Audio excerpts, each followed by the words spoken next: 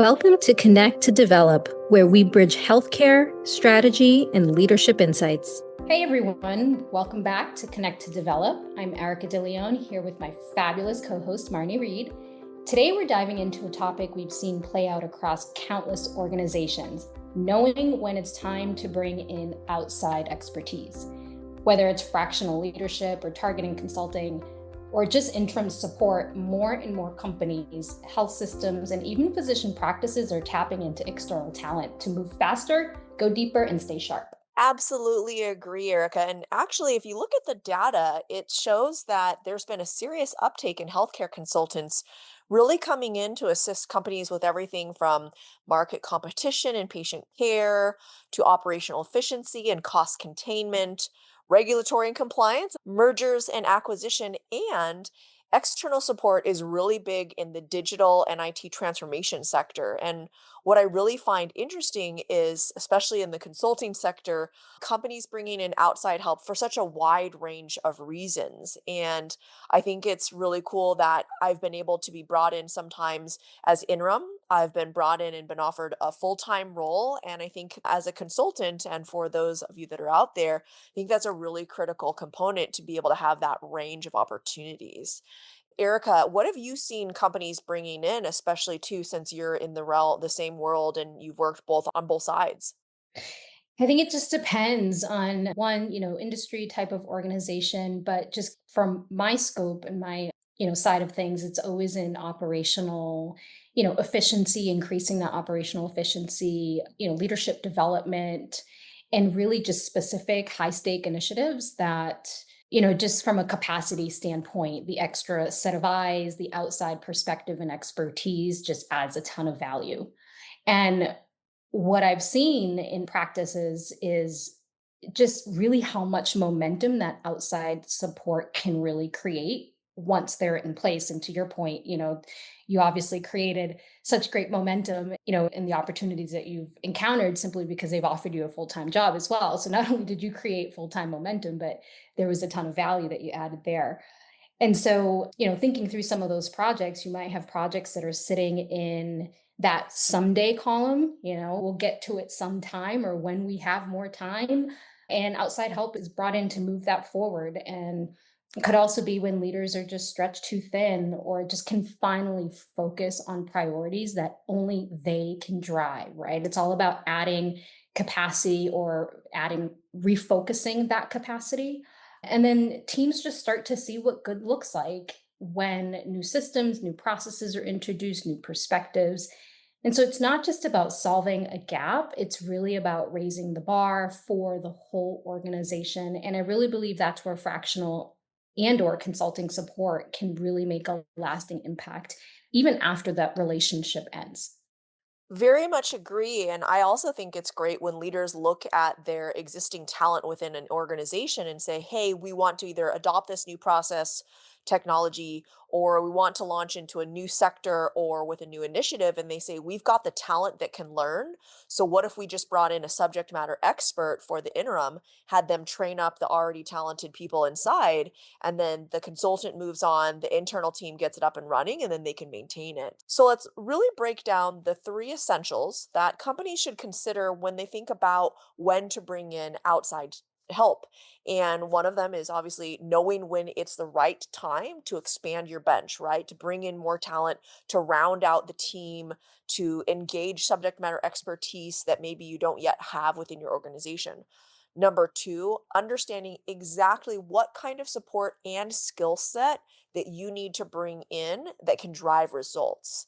And then, on the other side, pairing the right internal people with ones that aren't going to feel threatened that a consultant's coming in and instead embrace this as, think of it, if you're a sports person, right? You bring in a coach, you get training, you have someone review, your swing or your drive or your shot. It's all to make everyone better, right? And then the third thing is avoiding the common misalignments that can slow down progress. And that can be anywhere from teams to the wrong department running something, even to the wrong leader that's taking ownership of it. Yeah, and I'll start by touching on that first point, Marnie, of just knowing when it's the right time to expand that bench and bring in that extra support. What I've seen across high performing teams is that often it starts with that feeling like somebody saying, or just this awareness of, there's some great work being done. We're doing really good work, but we could go further or we could go faster. Or maybe there's some initiatives that are moving but not accelerating. Or, you have a team that is talented but stretched across too many priorities, as I mentioned. Or you're just seeing that it's time for scaling, an opportunity to scale, but you're not even quite sure how to build the structure around what that next phase of growth or that phase in the organization looks like. So that's usually the moment to kind of pause and reflect and ask, would a little outside support help us go further and faster and with more focus? It's not necessarily about fixing anything that's necessarily broken. I would say, instead it's about maximizing that opportunity that's right in front of you. And those are really good questions to ask, because when you're able to ask those questions, you're able to kind of bring in that fresh perspective and that targeted expertise. And like I said, just an extra set of hands to really help you cross that big organizational milestone. And the truth is, the most strategic leaders really do not wait for burnout or breakdown. They really build capacity before they even need it. So they incorporate those type of key questions throughout their strategy planning throughout the year.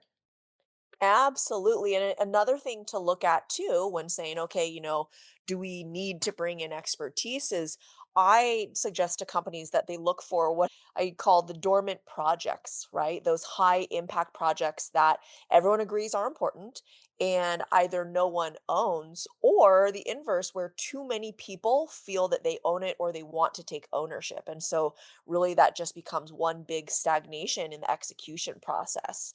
Another time to bring in external help is whether it's before or even midway through, a launch and the company or department is navigating change in either leadership or maybe there's been a restructuring or they're entering a new market. Bringing someone in that can lift up and look at it from a 10,000-foot view is incredibly helpful and can lead to high impact decision making and moving forward to hit those KPIs.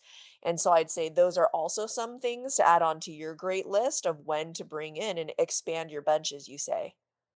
I agree 100%. I actually have a good example from a past engagement where, I was with an organization where we had to kind of take a look at strategically how we were resourcing for growth. And at the time, and I wouldn't even say at the time, I think just in general, marketing is always a major pillar of every organization, but we were focused on marketing at the time because it touched everything from brand positioning, stakeholder engagement, and really everything in between, the multiple audiences that we served. And so we intended to, right from the beginning, the intent was to build a fully in house team over time, but we recognized that in order to move faster, we needed to kind of consider other options, and that we really didn't have all that internal capability to deliver at the level of that the strategy required. And so instead of overloading our existing team or even just hiring too quickly or kind of spending that time and resources trying to hire, I mean, we all know how long that takes. We got very, very intentional and looked at a what I would say a hybrid approach. So some functions like internal communications and content coordination remained in-house, where context and culture, we can keep the integrity of that culture and, internally, because of course you've got those folks that just understand the culture of the organization. But for other areas like campaign strategy or creative execution or paid media or even storytelling, those initiatives and opportunities is where we brought in those external partners. And these were fractional experts who could bring really best practices, build out frameworks, and plug in the areas where there was gaps. And in this organization, we use the EOS model, which I've talked about a little bit before, which is fabulous, by the way. If anyone is listening, I encourage you to look it up. But it stands for the Entrepreneurial Operating System. And it really helped guide these decisions by reviewing our strategic plan quarterly, identifying the most critical rocks, or in this case, in this model, that's really your quarterly goals, and asking, where do we need outside horsepower? Where can we build now versus what should be owned later on in the process? So it really wasn't about outsourcing for the sake, just the sake of outsourcing. It was about protecting our internal team's bandwidth and making sure that the highest value work was being done by the right people and at the right speed. And it worked. The fractional support gave momentum where we needed it most. And over time, we were able to bring more of those roles in house once the systems and strategy were in place. That is such a great example, and I bet the company saved months, maybe even years by not either A, trying to overextend their internal team, or B, trying to take the time to bring someone in from outside, bring in a full-time employee, and then get them onboarded. I would say not necessarily an example as great as that, but a huge win for me as a consultant is every time I come in and I get assist with a project, I take away something incredible, whether it's meeting amazing people and expanding a network. There's always something I learn from people along the way, and someone always comes up with a new idea that I had never even really thought about positioning from that lens. So don't even just think about outside talent as you need to bring someone in to help with your team, but you're continuing to help the ecosystem of talented individuals out there in healthcare. And once again, I always say, I've been in companies where people have really embraced people like myself that have come in. And then I've been in others where people inside, and maybe this is just the way that they're wired, or maybe there's other cultural things that I just wasn't aware about at the organization. But really to impress upon people out there that if a consultant is coming in, by and large, it's not because your job is threatened or because you're not, meeting the mark. It's simply bringing in that outside perspective or a little bit of SME that doesn't yet exist or doesn't exist in the format that they need to help with the process.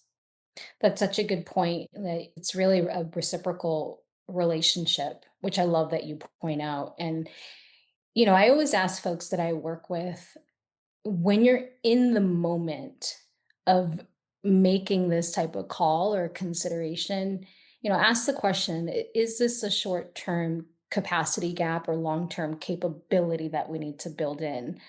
Really, because at the end of the day, will that help even give us more clarity? Like, we don't want to bring people in for the sake of just bringing in, but there has to be a whole ton of intentionality around the why.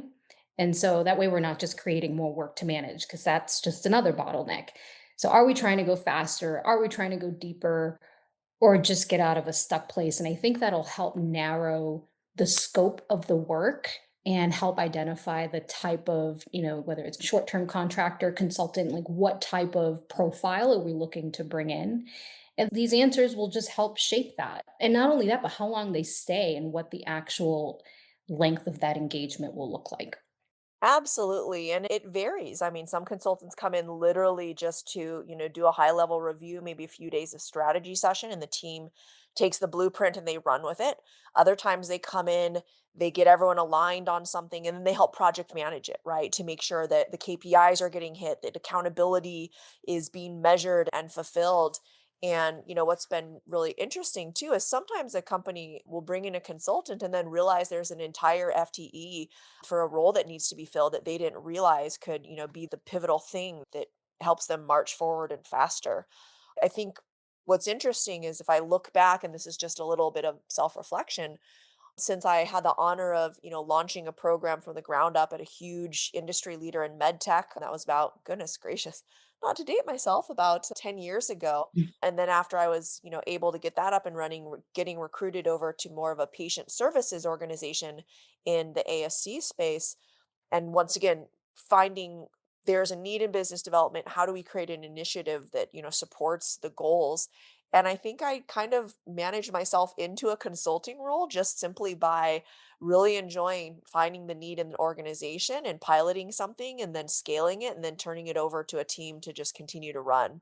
So I think it can help with a multitude of things. And for people out there looking at, expanding the bench, bringing in consultants, if there is a strategic initiatives team that you want to form, probably bringing in a consultant is the best way to take your internal talent and get them ready for that ideation, pilot, scale, and then, into process. So I love those examples that you shared, Barney, because what's really interesting is that It's an example of how things can naturally evolve over time within that relationship. And I remember there was someone that I worked with, and actually a mentor of mine, that had said to me, when you're assessing their portfolio, a book of business, look for the gaps. Look for the gaps because even from a consultant side, that's how you're going to be able to build the business case because you're looking at things from the outside and you're able to kind of add that value. When you think of a team that's operating on a specific strategic initiative and they're just, they're in it, they're in the momentum they're in. So it's hard for them to take that step back. And, in consultant shoes, you're able to kind of look at that from the outside. So it's just a really cool example that you shared. And then I would also add, Barney, that thinking to some of the strongest teams that I've worked with in the past, they really weren't just reactive about the support. They were super intentional, which sounds like the exact things that the companies that you're referring to did as well. They got really intentional with bringing you in. And as we've been discussing, when that outside support is aligned and when bringing structure and clarity, or even just that temporary bandwidth, it completely helps reset the pace of the progress.